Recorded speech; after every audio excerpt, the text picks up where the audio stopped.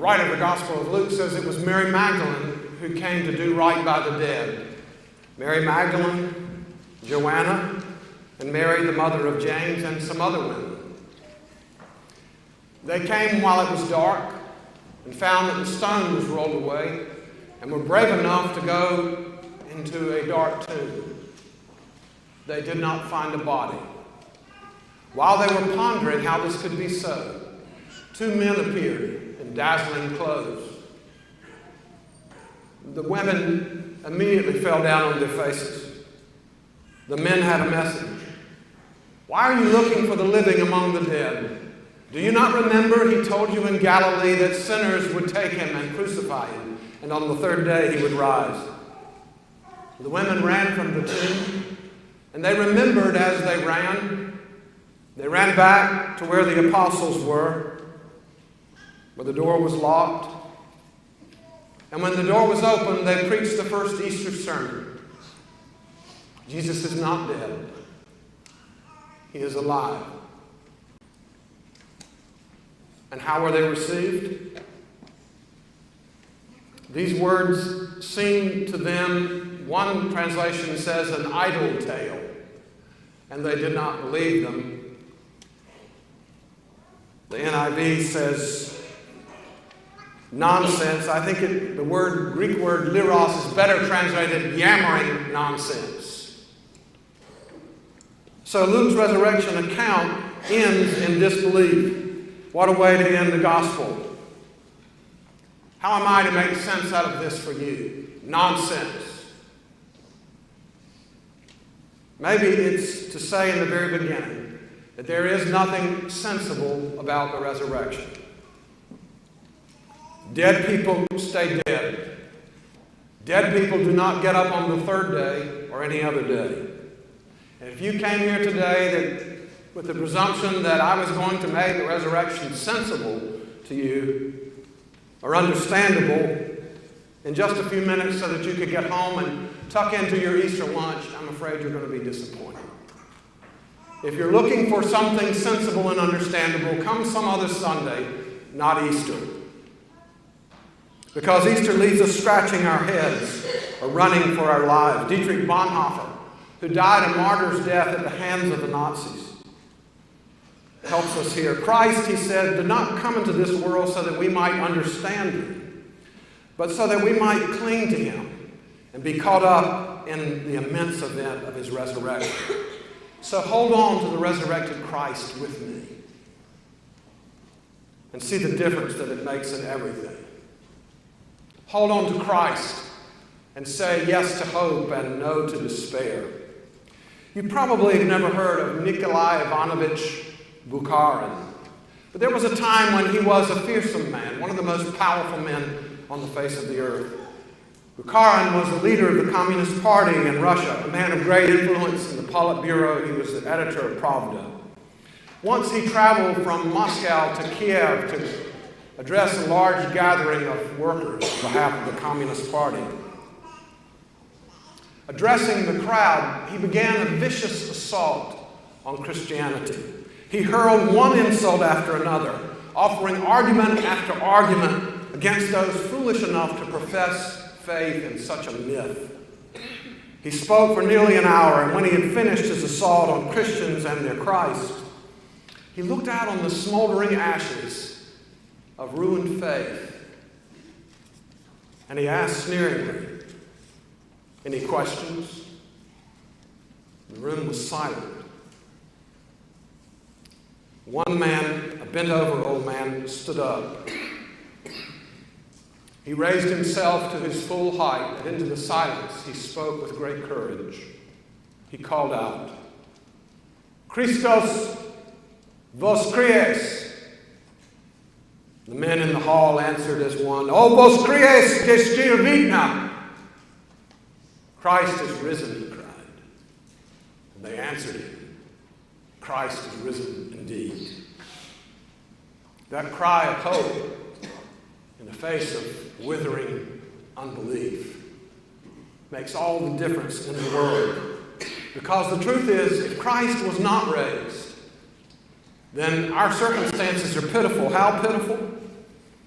I saw a billboard as an ad for a fitness center, which I believe with Starbucks is probably the secular temple of the 21st century. On the billboard is a buff young man, no shirt on, bulging pec and biceps, a towel around his ample shoulders. His handsome face is still glistening with the post-workout sweat. The caption at the bottom of the billboard says, "The human battery, infinitely rechargeable." Who's going to break the news to this poor young man? You are dust, and to dust you shall return.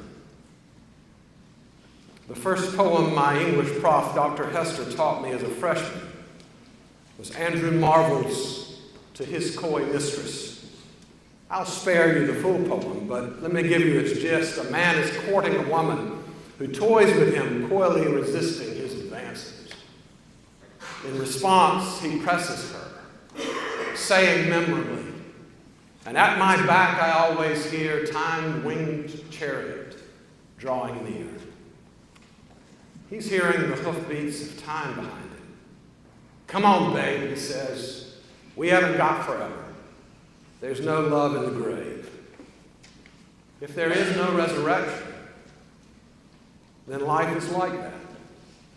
As Jackson Brown said it, running on empty, running blind, running into the sun and running behind. But the resurrection of Jesus Christ changes everything. Oh, time's winged chariot still comes after us. But now it's changed, hasn't it? You know what hymn we sang this morning, one of the hymns in the sunrise service? Swing low, sweet chariot. There's that chariot coming. Coming for to carry me home. Not to oblivion, but to eternal life. That's the hope of the resurrection. Here's how the great St. Peter expressed it. "Blessed be the God and Father of our Lord Jesus Christ, for by his great mercy we have been born anew to a living hope through the resurrection of Jesus from the dead. We say yes to hope and no to despair. And then because Jesus was raised from the dead, we say yes to life and no to death." Seamus Heaney was a Nobel Prize-winning Irish poet. One of my favorite Heaney poems is called "Blackberry Picking." It's about the joy of a boy picking blackberries in his native Ireland, circling the fields and the brambles and filling up cans with fresh blackberries, but it's also about more. It's about the limits of life and the boundaries of life. Here's the poem. Late August, given heavy rain and sun for a full week, the blackberries would ripen. At first, just one, a glossy purple clod among others, red, green, hard as a knot. You ate that first one, and its flesh was sweet like thickened wine. Summer's blood was in it, leaving stains upon the tongue and lust for picking. Then red ones inked up, and that hunger sent us out with milk cans, pea tins, jam pots, where briars scratched and wet grass bleached our boots. Round hayfields and cornfields and potato drills, we trekked and picked until our cans were full. Our hands were peppered with thorn pricks, our palms sticky as bluebeards. We hoarded the fresh berries in the byre, but when the bath was filled, we found a fern, a rat-gray fungus glutting our cache. The juice was stinking too. Once off the bush, the fruit fermented. The sweet flesh would turn sour. I always felt like crying. It wasn't fair that all the lovely canfuls smelt of rot. Each year I hoped they'd keep. Knew they would not. It's not a poem about blackberries, but about life's transit. Once off the bush, the flesh turns sour. I've been in many rooms of many dying, and have smelled the sourness. If Jesus is not raised from his grave, then that's really all we have, isn't it? Each year I hope they'd keep, but knew they would not. Seamus Haney died 15 years ago, but his last act was an Easter act. He sent a message to his wife Marie. It read simply, Noli Timere, Latin, do not be afraid. And in those words, the poet bore witness to the essence of the Easter story. Do not be afraid. You are looking for Jesus. He is not here. He is risen. Barry Carlane visited his mother in a nursing home. She was in the midst of dementia.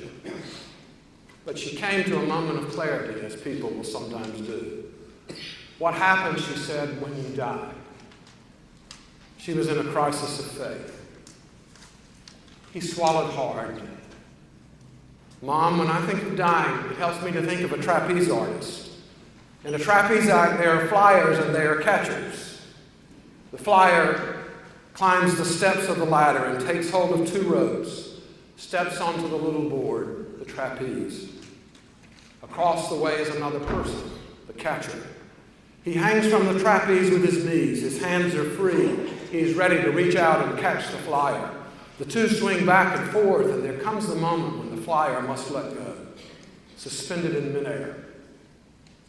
He is helpless. He can do nothing to help himself. It all depends on the catcher. Just as the flyer loses momentum, the catcher swings near to catch him with a steady grip. I picture death that way, he told her. When we die, we let go. We let go of everything we've been holding on to, even the precious gift of life. Then in the space of the unknown, sure and steady hands, nail-pierced hands, reach out to grab us. He is the catcher. We are the flyers. We can do nothing. He does it all. I do know what happens when we die. I have confidence in the catcher's hands. There's a painting in the chapel of St. Mary's Church here in town that has come to mean so much to me. I ride with a small copy of it tucked right above my speedometer in my car. It's a painting of Jesus.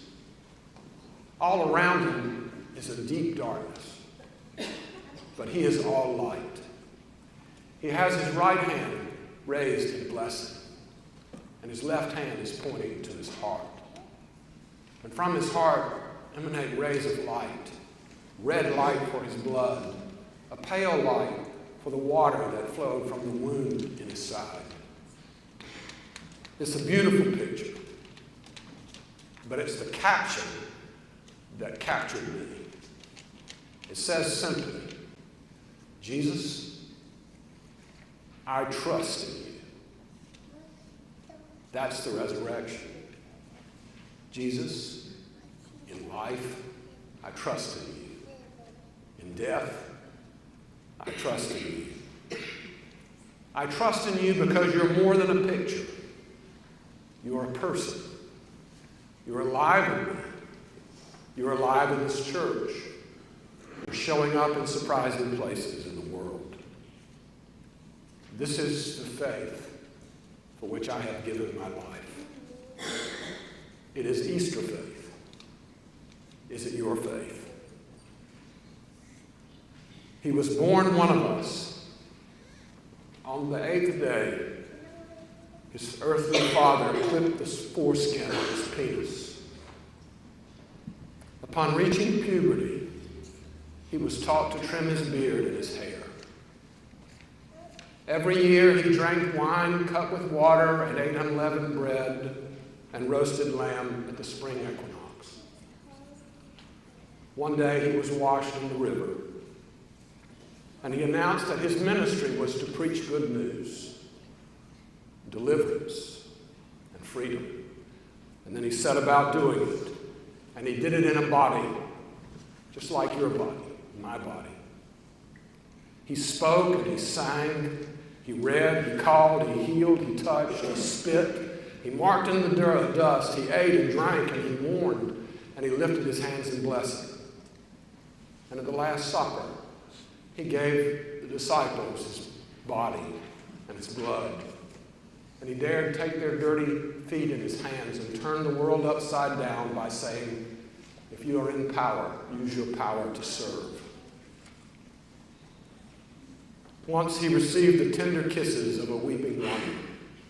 And in the end of his life, he discovered that a kiss can betray too. He was captured by the police, unjustly beaten, blindfolded, mocked, tortured, stripped. And then he carried the crossbeam of his own cross on badly wounded shoulders to die outside of a holy city in a very unholy place. They took his body down and wrapped it in a donated sheet and buried it in a barred tomb. And on the third day, that tomb was empty. Christos vos kries. O vos kries, Deus vina. Christ is risen. He is risen indeed.